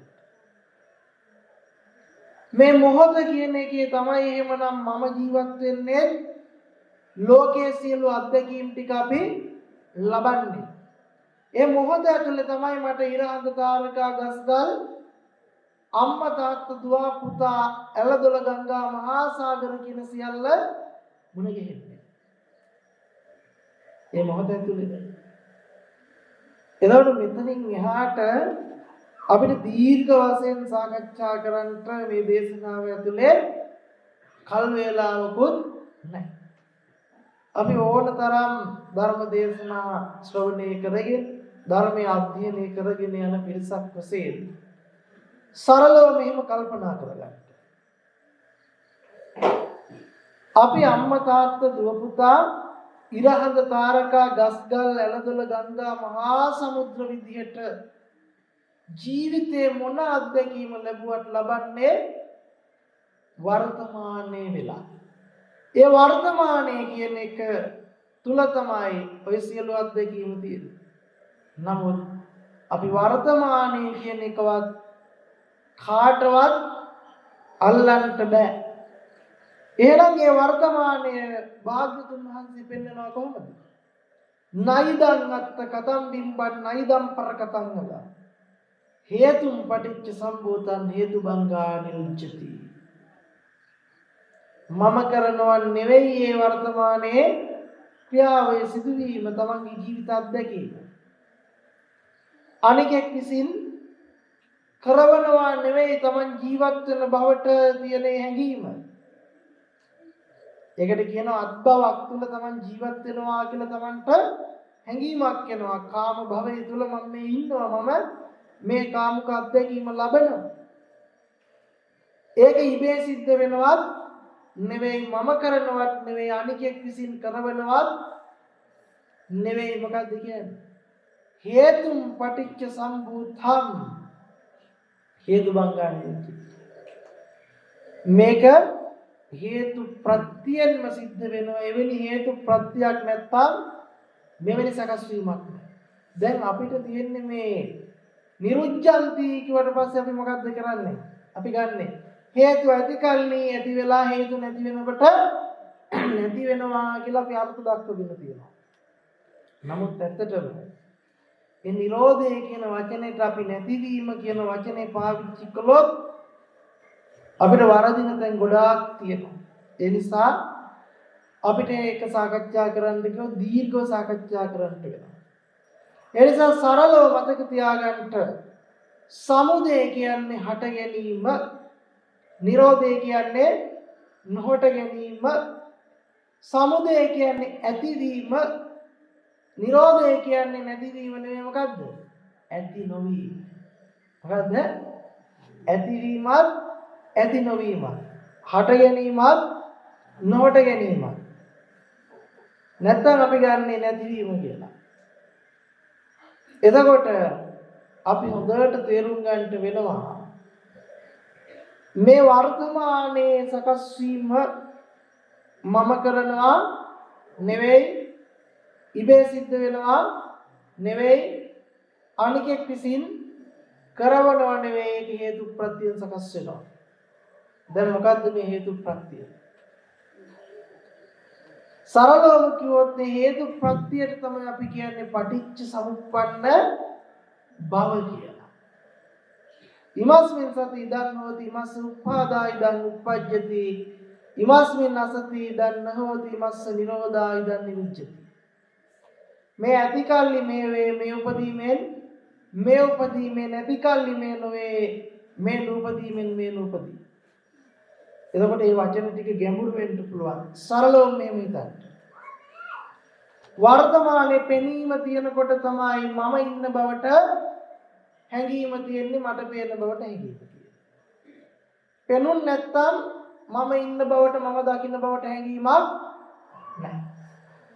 ඇහිම ඇතිකල්හිමයි මොකද්ද තියෙන්නේ? මම විසින් ශබ්දයක් අහන බවට හැඟීම පවතින්නේ. දැනීම ඇතිකල්හිමයි මොකද්ද තියෙන්නේ? මම විසින් ශබ්දයක් අහන බවට හැඟීම පවතින්නේ. එතකොට මම විසින් අහනවා, මම විසින් බලනවා, මට දැනෙනවා, මම විඳිනවා කියන හැඟීමෙන්ට නම් පෙනීම සිද්ධ වෙන්නම ඕන, ඇහිම සිද්ධ වෙන්නම ඕන.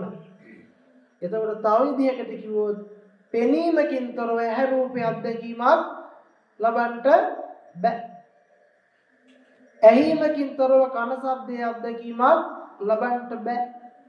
දැනීමකින් තොරව නාසය ගන්ධයේ දිව රසයේ කය පහසේ අත්දැකීමක් ලබන්න බෑ. කොටින්ම කිව්වොත් එහෙමනම් ඔබ කල්පනා කරන්න මේ සිද්ධ වෙන පෙනීම මම කරනවා කියන දෘෂ්ටියේ බහින්න නැතුව බලන්න. මම කරත් නෙවෙයි, ඉබේ සිද්ධ වුණත් නෙවෙයි, අනිකෙක් විසින් සිද්ධ කළත් නෙවෙයි. පෙනීම පෙනීමක් බවවත් දන්නේ නැත්තම් පෙනීමට ඇහැ රූපේ හම්බ වෙන්නේ නෑයි. පෙනීම පෙනීමක් කියලා දන්නවද? මම කියන දෘෂ්ටිය මට පේනවා කියලා කියනවා. එහෙනම් මට පේනවා කියන දෘෂ්ටිය තමයි පෙනීම, අනාත්ම විච්ච පෙනීම. ඒ කියන්නේ මොකද්ද? ආත්ම නොවන කෙනෙක් විසින් නොකරවපු පෙනීමට මම විසින් පේනවා කියන දෘෂ්ටිය තවරලා මොකද්ද කරන්නේ? ඇහැ රූප කියන අත්දැකීමෙන් සක්කාය දිට්ඨිය බැහැ ගන්නවා, මන් ලෝකේ දකින්නවා කියලා. සරලවම මතක තියාගන්න. එහෙමනම් මේ ලෝකේ අපි දකින්නේම මොකක් ඇතුළේ ඉඳලාද? සක්කාය දිට්ඨිය ඇතුළේ ඉඳලා. ඒක ඇතුළේ ඉඳලා දකින්නකම් පෙනීම පෙනීමක් විදිහටද හම්බ වෙන්නේ? මට පේන එකක් විදිහටද? මට පේන එකක් විදිහට. එහෙනම් මුලින්ම අපි එන්න ඕනේ කොතනටද? මේක මට පේන එකකුත් නෙවෙයි, ඉබේ සිද්ධ වෙන එකකුත් නෙවෙයි, අනිකෙක් විසින් කරවන එකකුත් නෙවෙයි. පෙනීමක් සිද්ධ වුණොත් මේ පෙනීම අනිත්‍ය වෙච්ච පෙනීමක්. මොකද අනිත්‍යයි කියලා කියන්නේ? අපි ගන්නෙ නැති වෙනවා කියලා නේ ඒකත්. හැබැයි අනිත්‍යයි කියලා කියන්නේ නිට්ටය වශයෙන්, ස්ථිර වශයෙන් කෙනෙක් තුල සිද්ධ වුණා කියලා හෝ කොතන හරි සිද්ධ වුණා කියලා ආත්ම දෘෂ්ටියකින් පණවන්න බෑ. නිශ්චිතව පණවන්න බෑ. අතීතෙන් ආවා නෙවෙයි, අනාගතයට යනවා නෙවෙයි, වර්තමානයේ නිට්ටය වශයෙන් තියෙනවා නොවේ කියන නිසා අපි ඒකට මොකක් කියනවාද? අනිත්‍යයි. ඒ පෙනීමක් හටගත්තොත් ඒ හටගන්නේ මොකද්ද? දුක. ඇයි දුකක් කියලා කියන්නේ? ඒ පෙනීම ඇතිකල්ලිමයි කවුද ඉන්නේ? දුක් දෙන මම එතනට එන්නේ. ඒක මට පේනවා වෙනවමද නැද්ද? පෙනීම ඇතිකල්ලි වෙනවා. මට පේනවා. ඊට පස්සේ පේන මට මොකද්ද වෙන්නේ? පේන දේත් එක්ක, ඇහෙන දේත් එක්ක, දැනෙන දේත් එක්ක, දැනගන්න දේත් එක්ක මොකක් වෙනවද? මට අරවා පේනවා, මේවා පේනවා, අරයා පේනවා, මෙයා පේනවා, අරක පේනවා, මෙයා පේනවා, මේක පේනවා කියන දෘෂ්ටි ටිකත් ඒකේ ගාලා මගේ ආදරණීය කෙනා, මගේ අරේම කෙනා, අර වටින දේ, මේ වටින දේ කියන එකත් එක්ක තව පැටලිලා ලිහින්ට බැරි නූල් බෝලක පඹ ගාලක පැටලිලා අතරමං වෙනවා. ඒක තමයි සිද්ධ වෙන්නේ.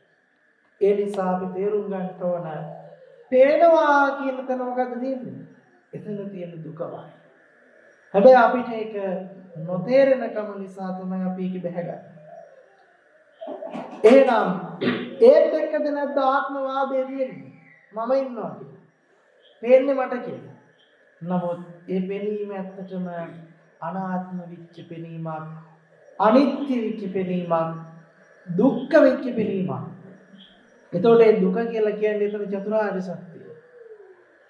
ඒකට අපි සරලවම එහෙමනම් මේ ගැඹුරු වචන වලින් තොරව අද දවසේ මේ කරපු සාකච්ඡාවත් එක්කලා තමන්ගේ ජීවිතේට මතක තියාගන්න. පේනවා කියන එක මම කරගන්න එකක් නම් නෙවෙයි. මට පේන එකක් නම් නෙවෙයි. ඉබේ සිද්ධ වෙන එකක් නම් නෙවෙයි. පෙනීම ඇතිකල්ලිම මොකද්ද? මම කියන දෘෂ්ටිය බැහැගෙන ඇහි රූපයක් දැකීම ලබනවා. පෙනීම නැතිකල්ලි මොකක් වෙනවද? මම කියන දෘෂ්ටිය බැහැගෙන එහෙම අත්දැකීමක් ලබන්නේ නැහැ. අපි හිතන් ඉන්නවා පටිච්චසමුප්පාදය අවබෝධ කරගෙන මේ පේන කෙනාව තමයි නිවනට අරන් යන්න හිතන්නේ. ඇත්තට මෙහෙම දෙයක් නෙවෙයි සිද්ධ වෙන්නේ. මේ පේනිලා මේ ලෝකේ අත්දැකීම ලබන්නේ මෙන්න මේ විදිහයි කියලා අවබෝධයකටයිපත් වෙන්නේ. එහෙනම් අවසාන වශයෙන් ඔබ තේරුම් ගන්නට පේනවා කියන දේ මගේ කරගෙන අපි මොකද්ද කරන්නේ? මං කරගෙන ඒ දෙයට තව අරක මේක කියලා දාගෙන ඒ සම්මතය ඇතුළේ හිර වෙලා දුක් විඳිනවා. ඕක තමයි අපි දුක උරුම කරගෙන තියෙන්නේ. ඒකට තමයි අපි කියන්නේ නිට්ටය භාවය.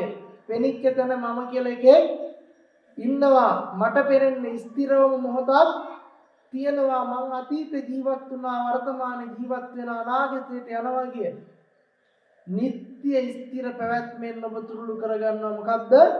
දුක. දුකට බහින. ඒකත් එක්කලා ආත්මීය දෘෂ්ටියක් තුළ පැටලිලා අවිද්‍යාව සහගත සසර ගමනක් උරුම කරගන්න. ඉතින් දීර්ඝ වශයෙන් මේ දේශනාව සිදු කරන්නට වේලාවක් නැහැ. අපි පැය එකමාරකට පිටුව දැන් දේශනාව සිදු කරගෙන ආවා. එනිසා අවසාන වශයෙන් තම තමන් මතක තියාගන්න, කල්පනා කරගන්න. මේ තමන්ගේ ජීවිත අත්දැකීම ආත්මීය හැඟීමකින්, දෘෂ්ටියකින් අරගෙන සක්කාය දිට්ඨිය තුල පැටලෙමින්, නිට්ටය සංඥාව තුල බැහැගෙන, දුක්ඛ සහගත සසරක උරුමකම් කියාගෙන, ආත්මගත හැඟීමකින් නිර්මාණය වන මේ පටිච්චසමුප්පාද චක්‍රය අවබෝධ කරගෙන සසර නැමැති මහා අවිද්‍යා සහගත දුක්ඛයෙන් මිදිලා උතුම් නිර්වාණය සාක්ෂාත් කර ගැනීම පිණිසම ධර්ම අවබෝධය ලැබීමට හේතු වෙත්වා, උපකාරක ධර්මයක් බවටම පත් වෙත්වා කියලා සාදුනාදයක් පවත්වන්න. පස්සර ප්‍රදේශයේ පින්වත් පිරිස සදහ සිතින් දායක වෙලා ගම්මාසී සියලු දෙනාම එකතු පහදු කරගෙන පුරා 3 මාසයක් මුළුල්ලේ වස්වාසික ස්වාමීන් වහන්සේලා වෙනුවෙන් සිව්පසයෙන් අපොපස්ථාන කරමින් අවසානයේ උතුම් ධර්ම දේශනාමය පින්කමක් සිද්ධ කරලා මහා සංඝ රත්නය ඇතුළු මේනින් වහන්සේලාද වැඩම කරවලා හැකි විදියට පින්වත් පිරිසට සම්බන්ධ කරගෙන මහා පුණ්‍ය ශක්තියක් ජනිත වෙන විදියට චතුරාර්ය සත්‍ය අවබෝධයේ පිණිස ධර්ම දේශනාමය පින්කමක් සිද්ධ කරගන්නට යෙදුණා. මේ ධර්ම දේශනාමය පින්කම තුළින් ජනිත වන්නට යෙදුණා වූ සියලු පුණ්‍ය වාසනාවන් තව තමන් නමින් ජම්මාන්තර ගත වන්නට යෙදුණා වූ සියලුම ඥාති වර්ගයාට අනුමෝදන් කරමි. අනුමෝදන්ම වෙත්වා, උතුම් ධර්ම අභිසමය පිණිසම හේතු වෙත්වා කියලා සාදුනාදයක් පවත්වන්න. දෙවියන් බ්‍රහ්මයන් ප්‍රධාන කොටගත්තා වූ සක්වල කෙරවල දක්වා ධර්ම අවබෝධයේ පිණිස ධර්ම ශ්‍රවණය කරන සියලුම ඇත්තන් මේ පින්කම දැක බලා සතුටු සිත් ඇති කරගනිත්වා. සතුටු සිතින් අනුමෝදන් කරමි අනුමෝදන්ම වෙත්වා කියලා සාදුනාදයක් පවත්වනවා. සියලු සත්‍යයන්ටම ධර්මාභිසමය පිණිසම හේතු වෙත්වා. උපකාරක ධර්මයක් බවටම පත් වෙත්වා. හැමත මේ පින් එකසේ අනුමෝදන් වෙත්වා කියලා නැවතත් සාදු කියනවා. ඒ වගේම පින්වත් මහා සංඝරුවන ඇතුළුව මෙහෙණින් වහන්සේලා ඇතුළුව හැම දිනාටම නිදුක් නිරෝගී සුවපත් භාවයත් ධර්ම අවබෝධයත් පිණිස මේ මහා පුණ්‍ය කුසල වාසනාවන් හේතු වෙත්වා උපකාර වෙත්වා කියලා සාදු කියනවා. පින්වත් හැම දිනාටම නිදුක් නිරෝගී සුවපත් භාවය සැලසෙත්වා චිරජීවනයේ සැලසෙත්වා උතුම් ධර්ම අභිසමයේ පිණිසම හේතු වෙත්වා පාරමිතාවක් බවටම පත් වෙත්වා කියලා සාදු කියලා ප්‍රාර්ථනා කරන්න. සුඛී හෝතු අභිවාදන සීලිස්ස නිච්ඡං වද්ධාපචායිනෝ චත්තාරෝ ධම්මා වඩ්ඩಂತಿ ආයුවන්නෝ සුඛං බලං ආයුරාෝග්‍ය සම්පatti සග්ග සම්පatti මේවච අතෝ නිබ්බාන සම්පatti ඉමිනාපේ සමිජ්ජතු.